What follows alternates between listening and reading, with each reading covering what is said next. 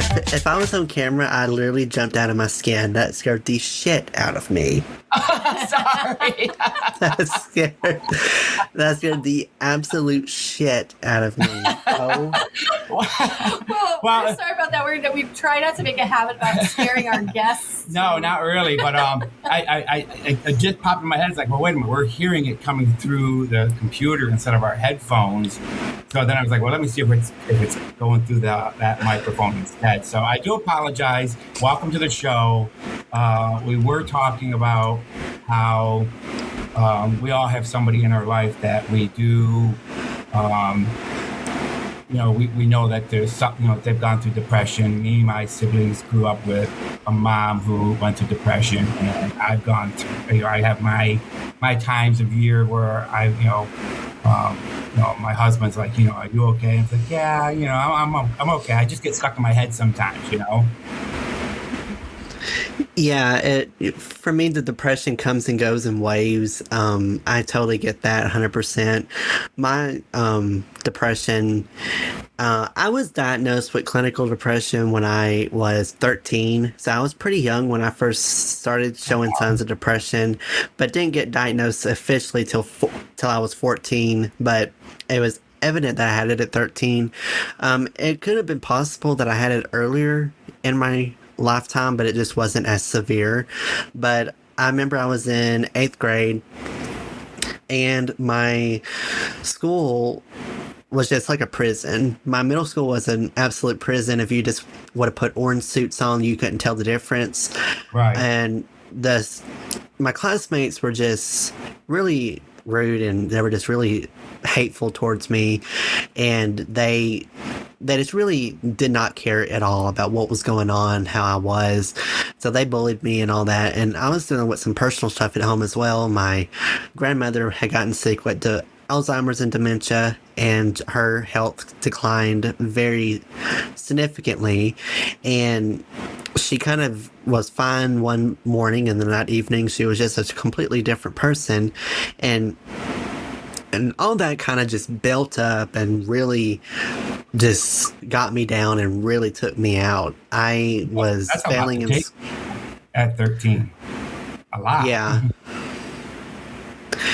It was a lot at 13, and I kind of just spiraled down into a very bad depression state. I almost committed suicide at one point, and was very close to just ending it all. And then I had a really bad porn addiction at the time as well. And of course, my mom caught me watching it because I was smart and watched it in the middle of the day. And I just for 2 hours sat here at my desk and told her everything that was going on. Just saying everything about home, everything at school. And she wasn't mad. She looked at me and she said, "We're going to make you a doctor's appointment, and we're going to the doctor soon. I mean, ASAP." And after I got finally the answer I was looking for of what was going on, it was kind of treating it. And then really up until now, it's just been a constant. I have depression. It goes away for a while, comes back, goes away. That's kind of just how my clinical depression is. I can't really predict it either. It just kind of comes when it wants to and goes when it wants. So there's really no. But I don't think it's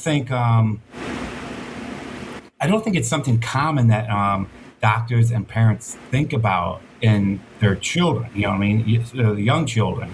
You know what I mean? And it's one of those things people think about more in older people. Yeah.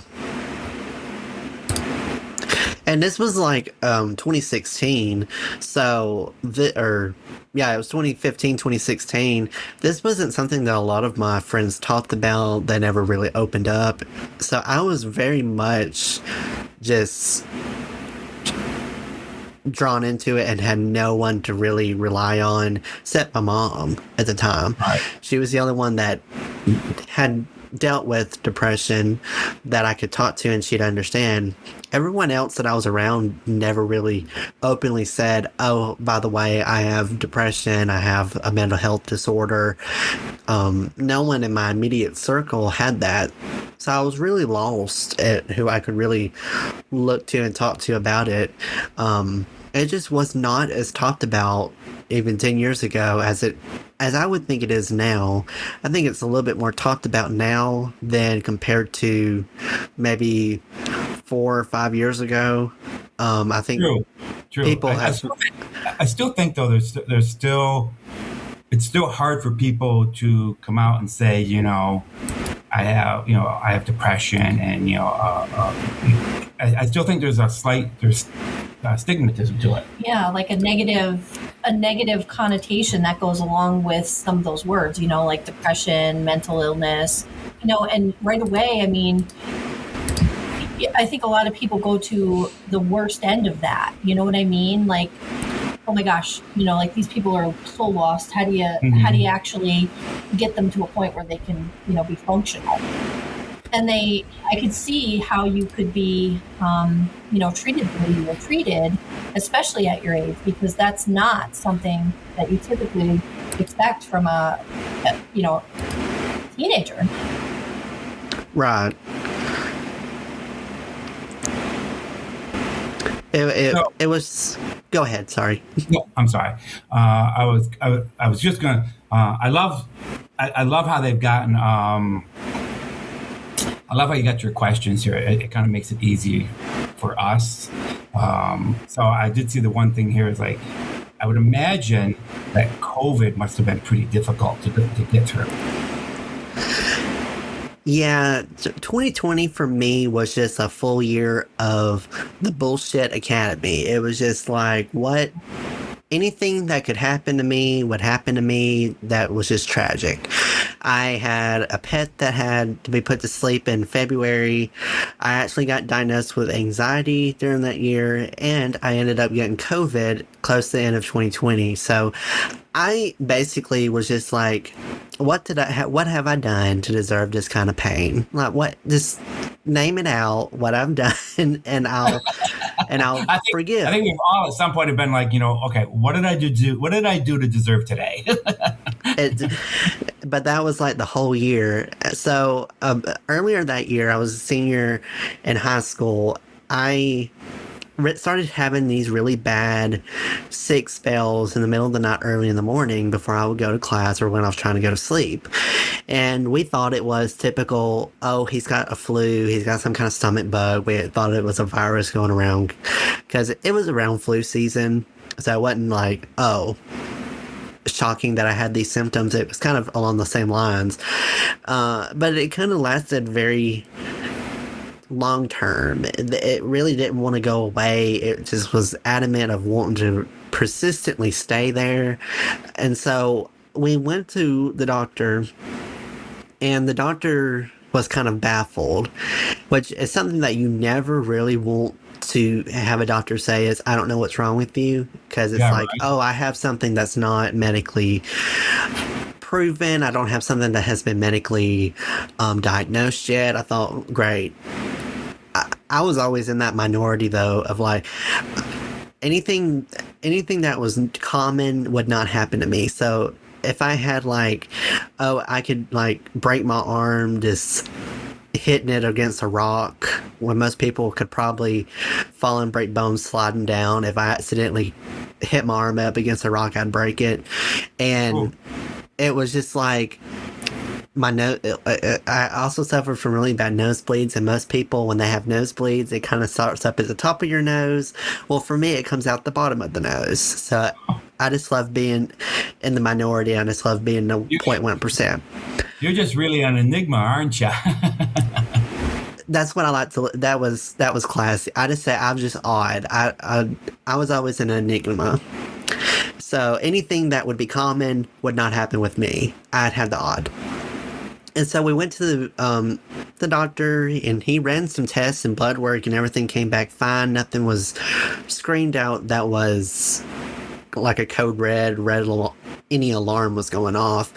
And he started asking me questions. He said, how are you doing at school? And I said, well, I'm doing pretty well, minus one class that's a little hard, but I have a B in it and I have all A's in other classes. And he said, are you being bullied at all? How's kind of social life at school been going? And I said, it's been going pretty well. So he told me that, and he told me, was it kind of like, so when you get these sick spells, is it just like a nausea? And I said, well, it starts out as nausea to the point where I do throw up. And he was like, huh. He said, that's the part that's really odd, because you don't have a fever, you don't have chills, you don't have any kind of Lewy bodies in your system or any virus that's been detected. He said, that's really odd just for you to be sick for no reason. He said, let's try to test something out. Let's have you stay out of school for a week and see if there's something mentally going on to where maybe there is something at school that you're not aware of that's causing it. And I'll still do my research and look into it, and we'll do a week checkup. And I said, okay. So I stayed out of school that whole week, told this parent, we had to come up with an excuse, which my doctor kind of took care of. I was on kind of a medical leave a little bit for just, I was not feeling good. They just said I was sick with, I guess, the flu.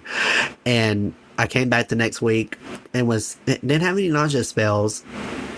And he said, I did some more research and I think you have anxiety. Well, at that point, I had taken like a home ec, and I had taken a medical class and had just done anatomy. So I knew what anxiety was at that point. And most people said anxiety would stem from shortness of breath, you have tightness in your chest, you can't breathe and all that. That's what I thought anxiety was. And I said, well, I'm not experiencing that. And he said, that's how most people are. But he said in rare cases, in some cases, nausea can be a form of anxiety. I said, here's the 1% again. Let me be the 1.1%. I said, okay. So, I told him, I said, well, what's the next steps? What do I do? And he said, well, honestly, there's medicine that we can put you on. We can put you on anything, really. We can do tests to see if that's what actually is causing it. But he was certain. I asked him, I said, do you recommend that I get homeschooled? Just do homeschooling from comfort of my home to where I don't have to go anywhere? I can just stay at home. And he said, honestly, if that's going to stop this, yeah, we'll do that. So we had the plan of going to my counselor and saying, look, and my doctor was really good at the time. He said, if I need to come by the school and be an advocate for you, if I need to write out a reasoning why, I will. If they have questions, I can go there and answer them for you. It'd be like I'm putting him on a special thing. He's got something personal going on. But luckily, COVID happened where we didn't have to go through with that. But I had a lot of damage from the anxiety as well. I lost 20 pounds because constantly vomiting, I lose weight. I always had trouble with my weight. And when I'm sick, my weight just drops tremendously fast. And over a month period, lost 20 pounds. All the strength that I had in my arms and legs were completely gone. If I was going down steps, my legs would shake to where I felt like I was going to fall down the steps. I had to hold onto the railing for a while. I had lost all the strength in my hands to where I couldn't really open up any kind of bottle because the skin on my hand would peel back and cause peeling skin. My left arm completely has changed where if I put my arm at a very certain angle or have it at a certain angle, it shakes very rapidly and very hard to where it's just I can't really use my left arm really much at all, which before then I didn't really have a lot of. I'm right-handed, so of course I don't have a lot of strength in my left arm, left hand, but this kind of just further declined the strength in it. And my anxiety was just off the roof. Anywhere I went, whether it was the grocery store, whether it was to a friend's house, a pet store, anything that I'd been to all my life made me to have a anxiety attack. It was just such a damaging thing. I got put on Ensure, had to drink one of those a day to help gain the weight back. I had to be put on severe medication and had to be put on much medicine to help kind of control my stomach and kind of control my digestive system a lot. I had trouble going to I the don't think a bathroom. lot of people realize like anxiety, what it does to your system. It does. I mean, it's pretty powerful emotion. Yeah, a lot of this stuff that I was going through was not even from anxiety lessons I've learned. I mean, it about tore me apart. I almost ended up in the hospital at one point because it got so bad. I think if we didn't go when I did, I think I would have ended up in the hospital. And it was really bad. But of course, during this whole time, no one from my school life and all my friends never checked on me once, never said, hey, why are you out so much? What's going on? Never really gave two shits about what was going on. So I really had only the support I had was my parents at the time. The people that were in my household was my support system. Everyone else outside did not care. They never knew what was going on until about a year or two later. I told them what was going on. And of course, they started doing the fake, oh, I'm so sorry, and gave the fake sympathy that I knew was just not genuine. It was completely bullshit. It was not the common typical apology. I said, if this would have happened like a month or two after I got diagnosed, I would probably take it more sincere. But I personally do not feel like this is real sympathetic. I don't feel any kind of way towards that. So every time that they said something, I was like, okay. I have to say, I do another podcast, and I posted an episode this morning, and it's what you're saying is striking with me a lot because I went to school in a small country school, and you're talking back in the 80s, and growing up as a gay teenager, it was very, very difficult, and my mom got called into school one time because I was missing so many days and so many classes because I would same thing. My anxiety would be through the roof. Like it was like living in terror every day, and I can't tell you how many times I went to the nurse's office and my temperature would be like 102 and they would call my parents, and hearing your story just makes me realize that it was probably just that that anxiety was just revving up my body and causing that reaction. Yeah, and even telling it now to other people, they get it's real graphic how I share it. I understand it's graphic. I hate how graphic it is because I know people don't like hearing the sides of it, but I don't want people to think that what I went through was not. It was hard. It was hard. It was not easy at all.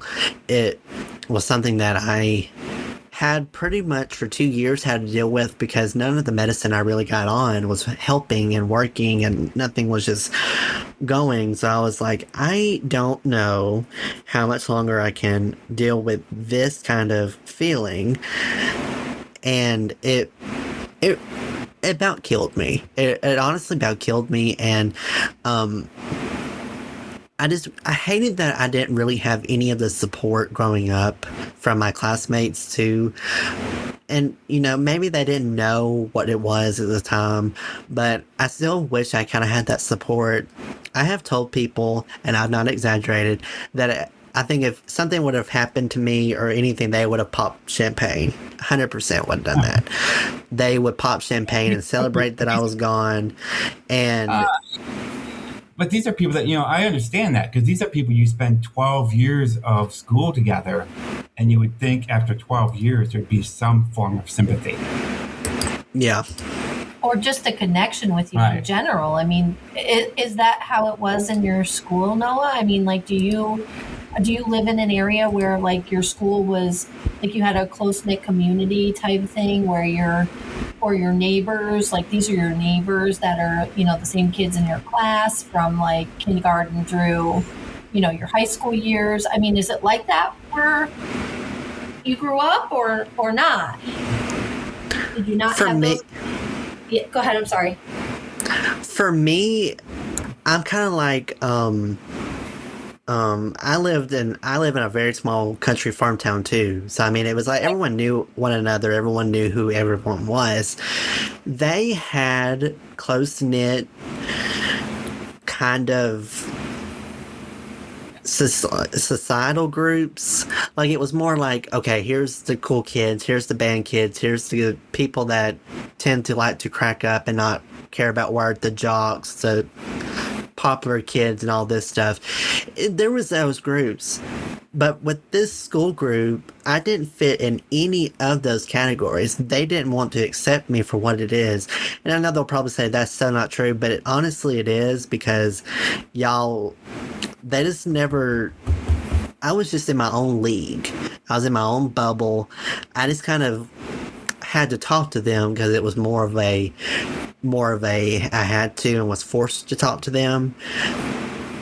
Ever since I graduated, not a single one of them have ever reached out to me on anything. I actually had one person just the other day, though, message me, but I was like, you hadn't talked to me in 3 years. Why are you talking to me now? It was one of those things of, I just don't find it genuine. So I kind of just heart the message. I didn't reply back. And it was, I know people might think that's shitty of me, but how they've treated me, I was like, no. It wasn't until... No, not at all. And that's what I was trying to get at here, because, you would think that there would be some kind of a connection if you're in like a close knit, an area like that, like where you would have, if they're, like you said, they're not calling you, they're not talking to you. Why are you out so much? What's going on, buddy? Like it just seems that's just a crazy situation, Like I they said, don't. Like I said, my mom got called in because I was missing. I think it was like 8th grade. I had missed so many days that the principal actually called her in, and she was like shocked. She was like, "What do you mean? You get on the bus every day?" She didn't know that I was not getting on the bus, and I was going in like in the shed and hiding out for the whole day. And sneak back on when the bus showed up, because and a lot of it were gym days. I had such fear and anxiety over gym days because our father was a non-participant father, so I didn't know how to play football and baseball, and I was too shy and afraid to ask anybody, like, well, how do you do this? Right. Yeah. It feels so like isolated and just alone in general and all of that, Noah. That's really an awful situation. Yeah, I kind of see it as they've missed out a lot, because I think out of everyone in the class, I've become the most successful one out of everyone, I think, which is it's kind of like karma coming for them. Absolutely.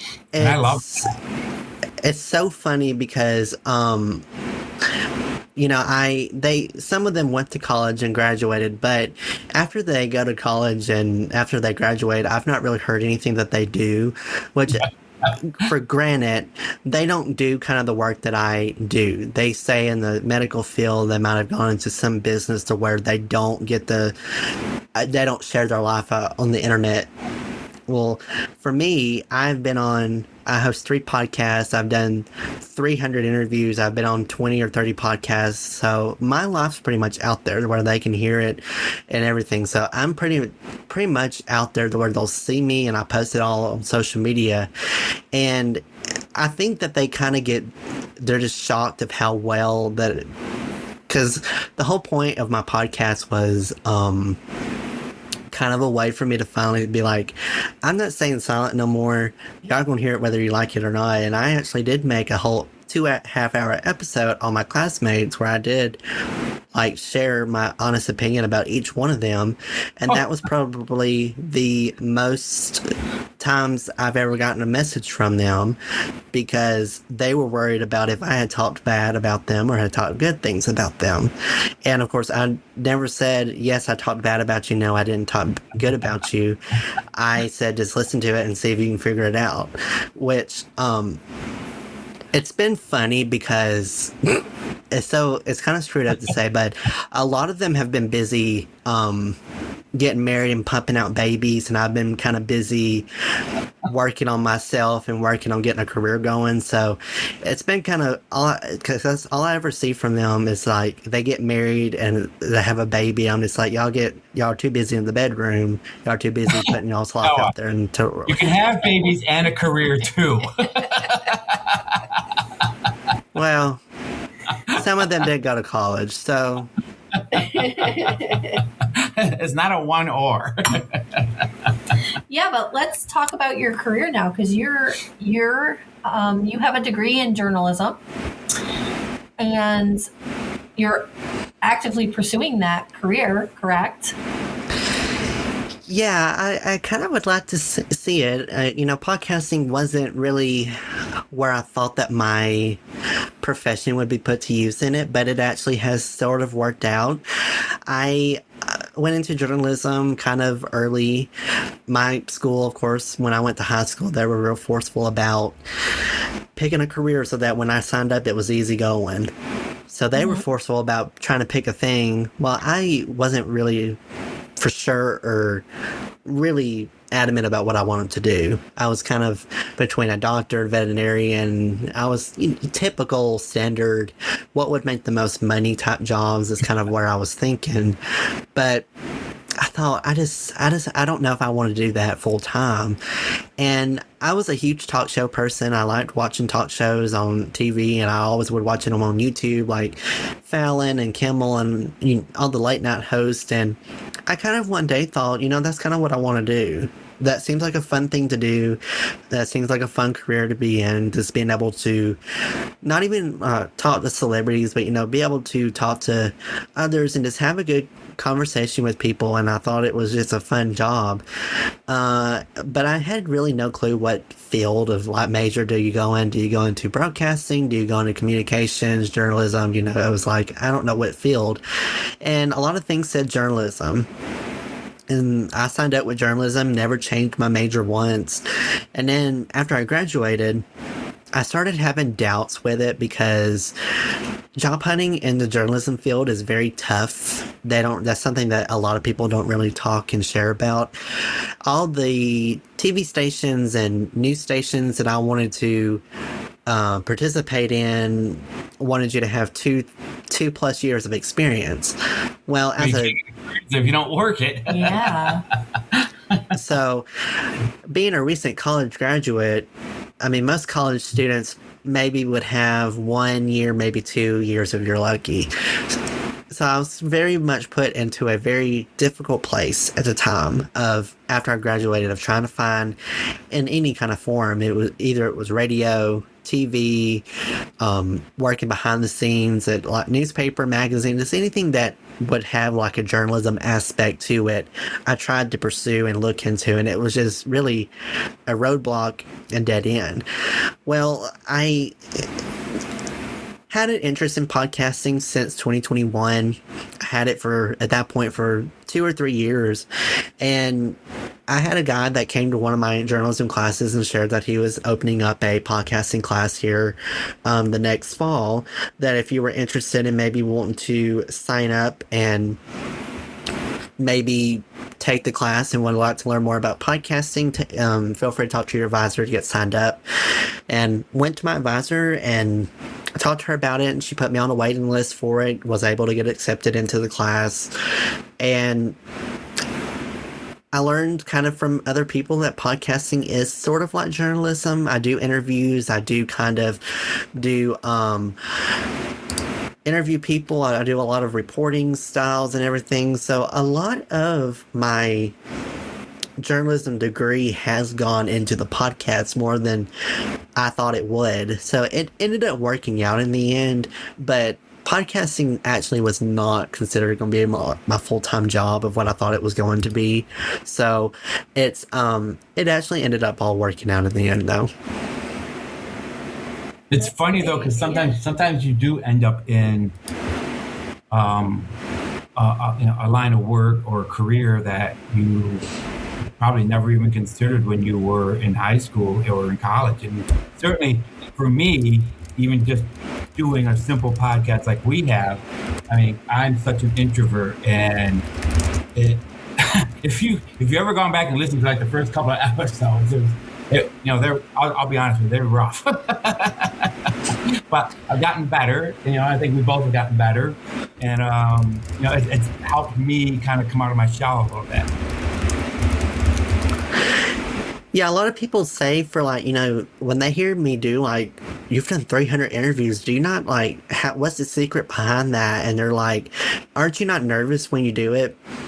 The thing was if I had not gone into journalism and had not really learned about it, I think I would have been more nervous now, because when I went to Auburn, especially, I did a lot of assignments where I did have to reach out to officials to do interviews and set up cameras and all that.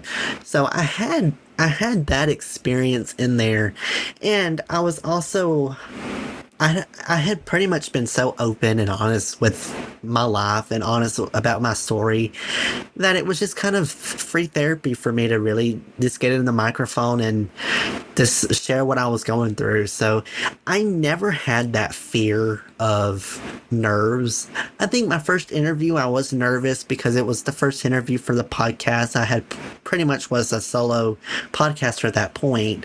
So I think I was a little nervous, but after that, it really got easy the quicker and easier it went, and it gets easier so much.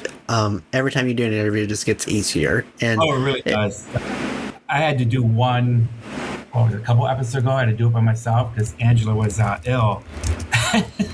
I did okay, but it reminds me of my psychology teacher in high school talking and just reading from the book.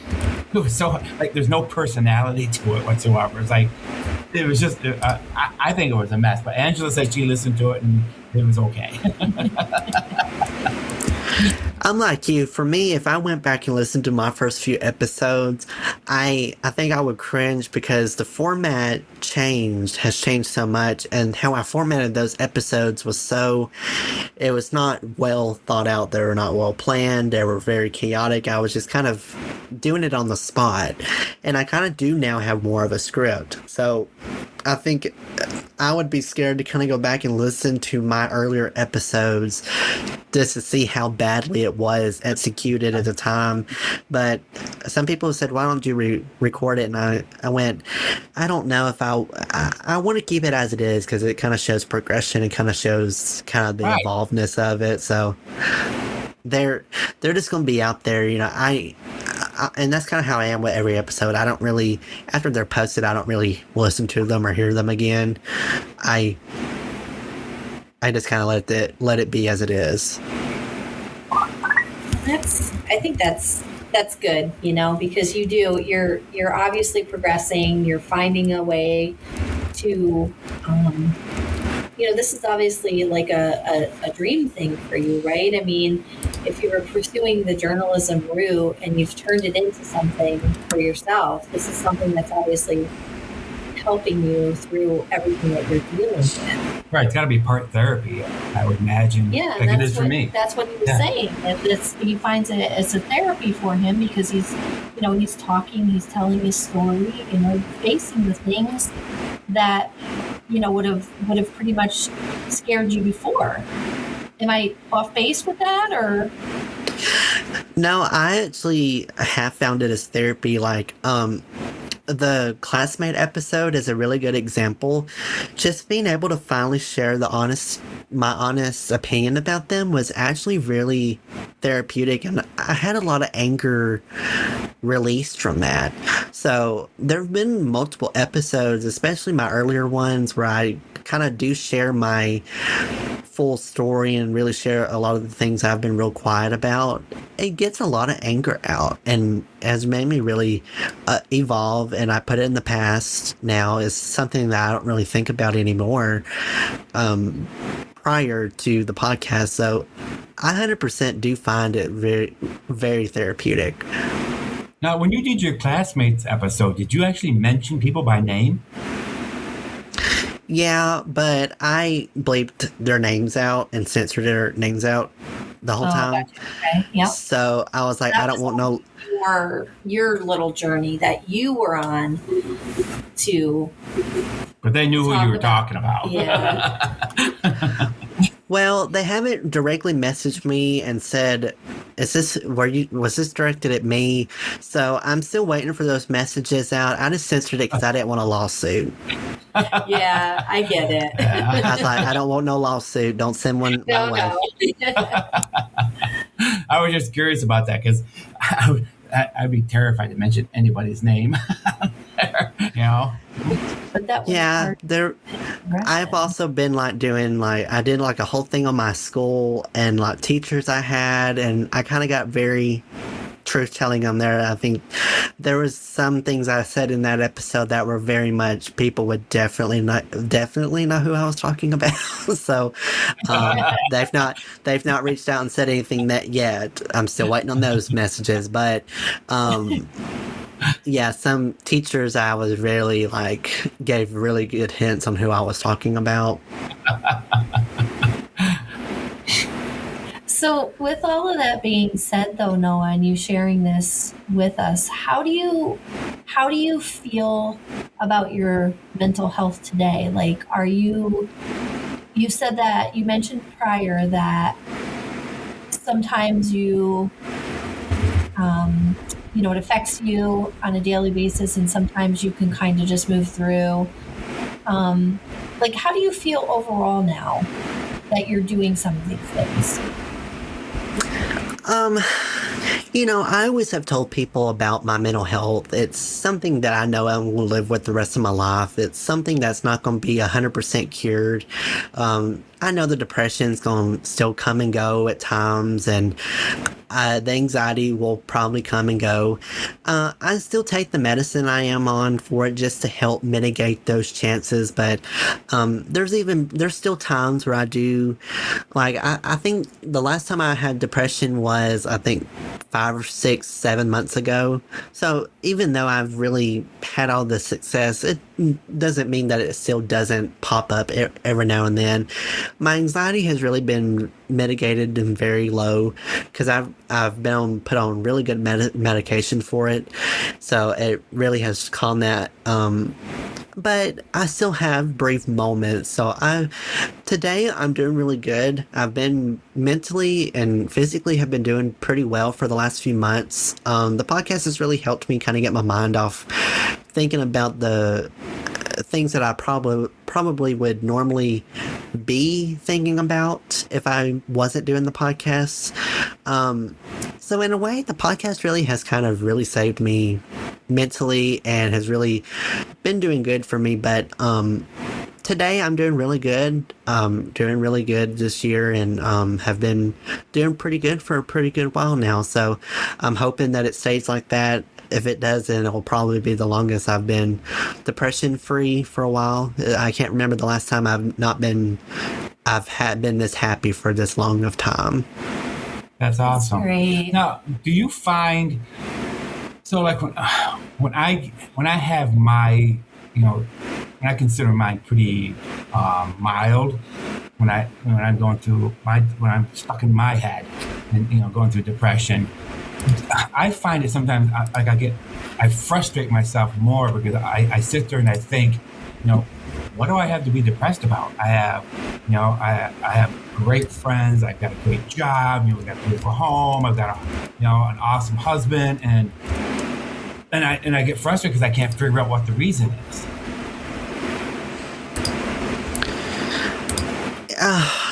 That's a really good question, because there have been times where I'm like, why am I depressed? What's going on? Because everything seems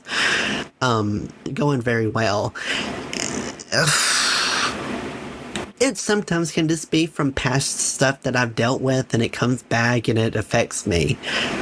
Why? I don't know why it does that, but there have been times where I just am depressed for no reason, or my mind is for no reason.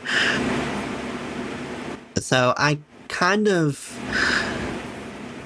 music to me has always been kind of a saving grace for me. Music has always been number one for me. Good, yeah. We do karaoke nights here on Friday nights. And there's been many times where my husband's come out here and I'm just doing karaoke by myself.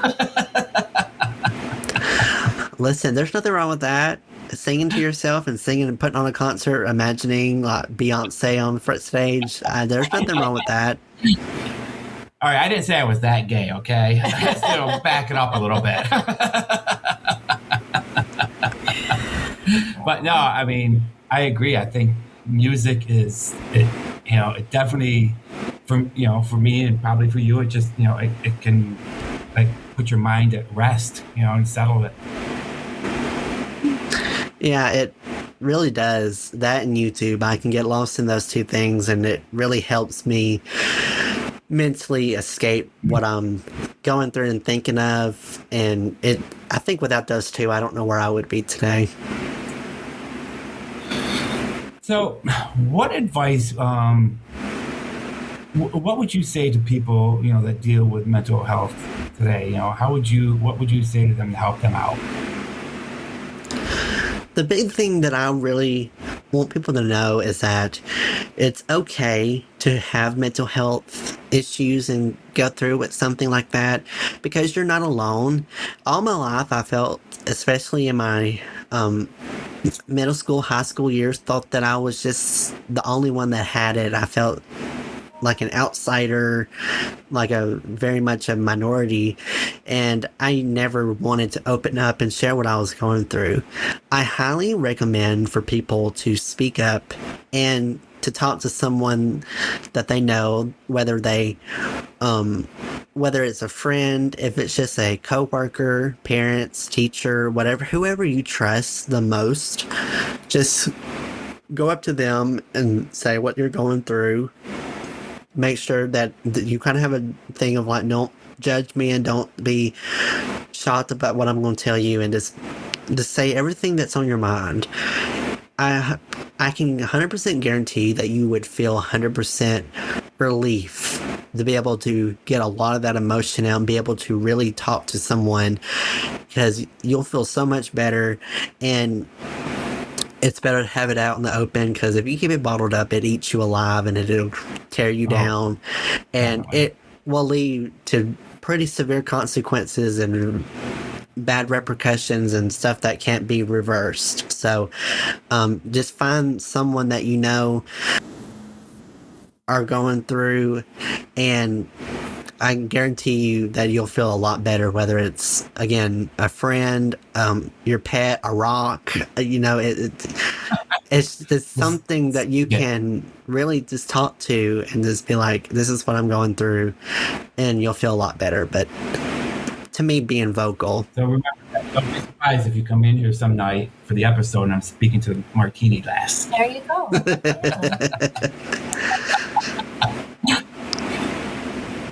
That's definitely some good advice, Noah. Absolutely.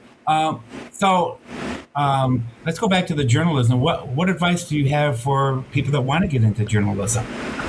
The biggest advice that I would give for that is, if you're at a college and your college does offer programs, whether it's a news station, a little newspaper, magazine, writing club, highly suggest that you sign up and try to get on there. I didn't do those because when I went to college and went off, I was kind of shy and was still kind of I was very introverted still at the time. I was a little bit more open, but clubs were just never my thing growing up, and I just never really seemed to fit in those. So I just was like, I don't want to, but I want people that are not in them that are also going in journalism to sign up for those. If you can get a job somewhere while you're in college too, that you can effectively be in and not have it overstress you and overwhelm you with work, and between work and school, highly suggest doing that as well. But just getting involved in other programs at radio stations, internships, too, are a really good experience. I interned at a radio station, and I had a lot of good experience there, working there and being an intern there. And so any one of those things, just to kind of help you have a better understanding of how journalism works, I highly would suggest you do. And don't get discouraged if it takes you a while to find a job. It's not easy, but there will be a job and opportunity that will come along. Awesome. That's great advice. Well, I guess we're out of time right now, and but I just want to say it was such a pleasure to have you on the show.